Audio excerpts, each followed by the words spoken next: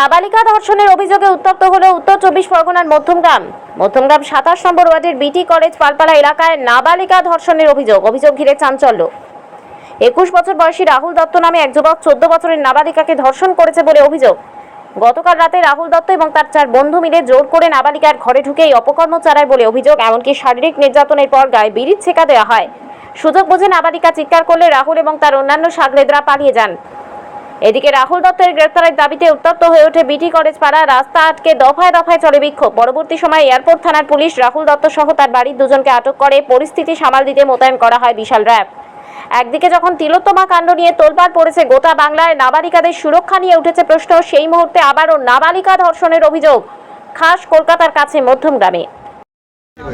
ওকে rape করা হয়েছে রাত 3টের সময় এসে বাড়িতে ধাক্কাধাক্কি করা হয়েছে, তারপরে ঢুকে রেপ করা হয়েছে এবং তাদেরকে ওর পাশের বাড়ির একটা ছেলে, পাশের বাড়ির দাদা হয়, দাদা বলে ডাকে, সেই ছেলেটা রেপ করেছে। নাম হলো রাহুল দত্ত। সে 3টের সময় ঢুকেছে পাশের বাড়ি থেকে, মানে ও দরজা ধাক্কা ছিল, দরজা খোলেনি, পেছনের জানলা থেকে ধাক্কানো হয়েছে। বলা হয়েছে যে তোর বৌদির অ্যাক্সিডেন্ট হয়েছে, তো একটু দরজা খোল। তারপরে ও দরজা খুলেছে সরল মনে। দরজা খোলার পরে তারপরে ওকে ঘরে ধাক্কা মেরে ফেলা হয়েছে। ধাক্কা মেরে ফেলার পরে ওর সাথে যাচ্ছে না তাই করা হয়েছে।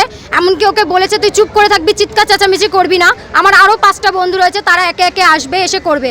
এমনকি ওকে অন্যরকম দেখিয়েছে, লোভও দেখিয়েছে যে তোকে এই কিনে দেওয়া হবে, তোকে গয়নাগাটি কিনে দেওয়া হবে, জামা কাপড়, পুজোয় জামা কাপড় কিনে দেওয়া হবে, ঘুরতে নিয়ে যাওয়া হবে। ছোট মেয়েটিকে এরকম করেছে।